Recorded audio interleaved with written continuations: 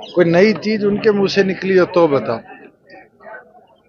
आज के दिन बाबू बेटा अपने से बाहर तो सोच ही नहीं सकते।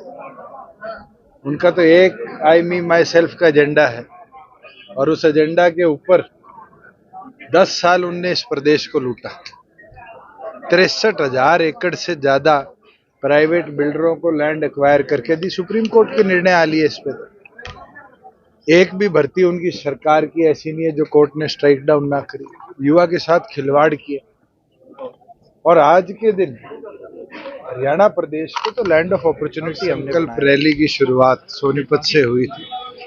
आज छठी लोकसभा जननायक जनता पार्टी ने कवर करी है और जिस तरह का जोश और उत्साह लोगों में है, मैं मानता हूं कि 5 साल में संगठन को चौधरी अजय सिंह चौटाला जी ने जिस तरह से सशक्त बनाया है, आज उसका नतीजा है। और बूथ पर जो हमने मेंबरशिप में नए सदस्य हर बूथ पर 25 जोड़े, आज नए भी युवा जुड़ रहे हैं और साथ में जो पुराने साथी रहे किन्हीं कारण दूर हुए, उनके भी बड़ी संख्या में जुड़ाव वापस हुआ है। और मुझे खुशी है कि करनाल के 9 हलकों में साथियों ने बड़ी अच्छी मेहनत की। दीपेंद्र सिंह हुड्डा कल रात को गरोंडा में थे, वो सीधे तौर पर कह रहे हैं कि सरकार कांग्रेस की ही बनेगी और भूपेंद्र सिंह हुड्डा के नेतृत्व में बनेगी।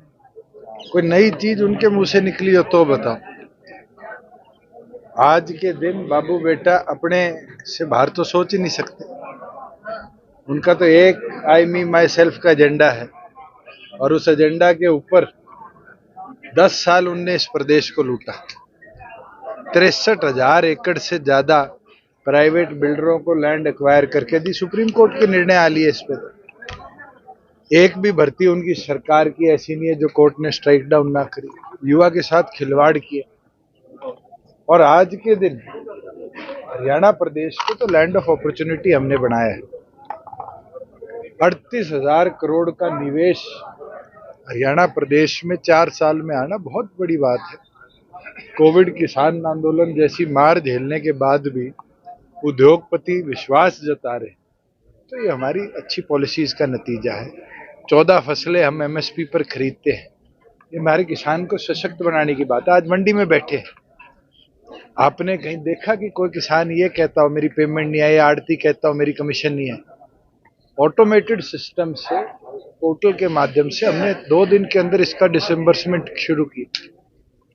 आज पीले राशन कार्ड के लिए किसी को दफ्तर में जाने की जरूरत नहीं, घर बैठे पीला राशन कार्ड जिसके भी परिवार की आय 80 से नीचे बन जाता है।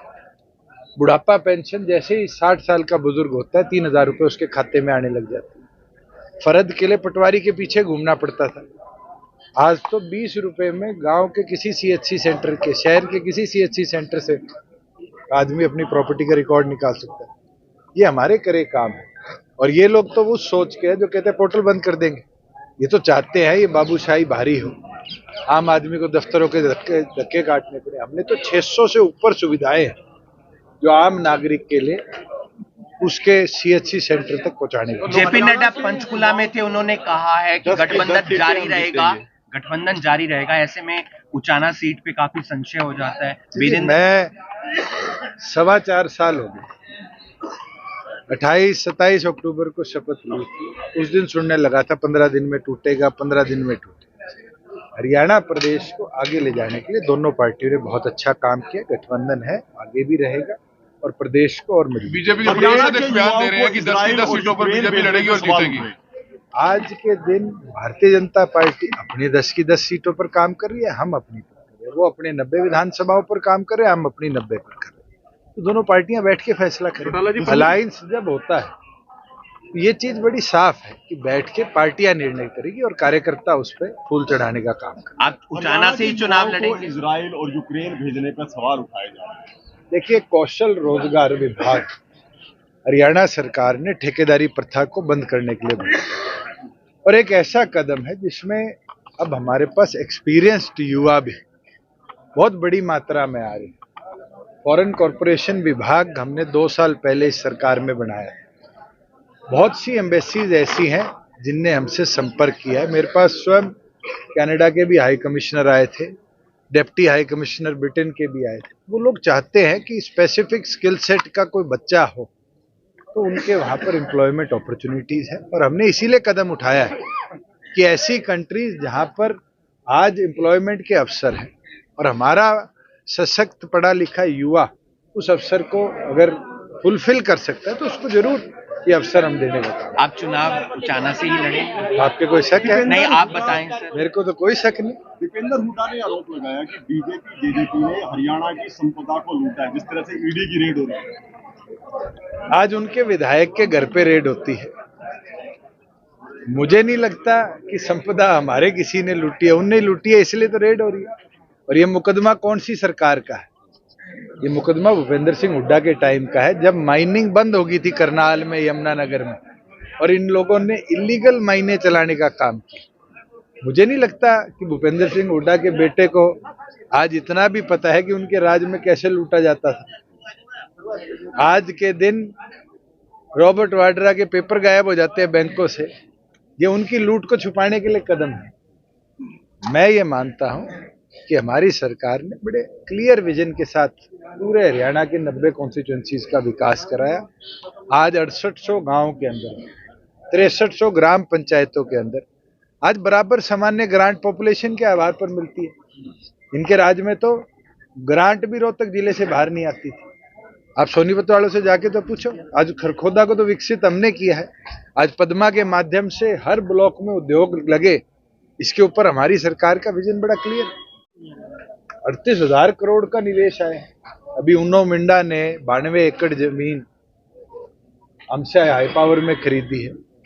हमारे बीच में यूफ्लेक्स कर एक कंपनी है पानीपत के अंदर, नॉर्थ इंडिया का सबसे बड़ा पॉलिएस्टर का प्लांट लगा रही है। मारुति ने अपना प्लांट बनाना शुरू कर दिया है।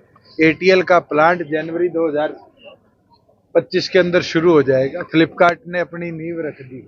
इतनी कंपनियां हैं जो हरियाणा में कभी सोचती नहीं थी आने का, क्योंकि कांग्रेस के राज में गोलियां चली थी, डंडे चले थे, लोग मरे थे। आज वो खुशी के साथ हमारे प्रदेश की तरफ आते हैं। अयोध्या जाना होगा सर राम मंदिर का? बिल्कुल, दर्शन करके आएंगे समय में रैली करने का निर्णय किया हुआ है। आज छठा आयोजन हमारा घरौंडा की इस अनाज मंडी में करनाल नव संकल्प रैली का हुआ है। मैं इसके लिए प्रदेश के लोगों के साथ साथ करनाल संसदीय क्षेत्र के लोगों का आभार व्यक्त करूंगा, जिन्होंने बड़ी संख्या में यहाँ पहुंच करके हमारी हौसला अफजाई की। दीपेंद्र हुड्डा कहते हैं कि भूपेंद्र सिंह हुड्डा के नेतृत्व में कांग्रेस की सरकार बनेगी। कहना बड़ा आसान है, करना बड़ा मुश्किल है। पहले वो कोई एक संसदीय क्षेत्र को चुन ले जहाँ से जीतने की स्थिति में। आप चुनाव लड़ रहे हैं लोकसभा का? मुझे कानूनी पेचीदगियां हैं थोड़ी, अगर फरवरी माह में वो क्लियर होगी तो जरूर करूंगा। वरना वहां से कौन लड़ सकता है? दिग्विजय सिंह चौटाला को लड़ा है। कौन सी सीट से? भिवानी महेंद्रगढ़ संसदीय क्षेत्र। बीजेपी के राष्ट्रीय अध्यक्ष आए तो उन्होंने कहा कि 10 की 10 सीटों पे हम चुनाव लड़ेंगे। हम एनडीए का पार्ट है, हम मिलकर के लड़ेंगे और 10 की 10 जीतेंगे। तो लोकसभा रैलियों में रिस्पांस मिल रहा है सर, जहाँ भी जा रहे हैं कैसा रिस्पांस मिल रहा है? बहुत अच्छा रिस्पॉन्स मिल रहा है। शुक्रिया।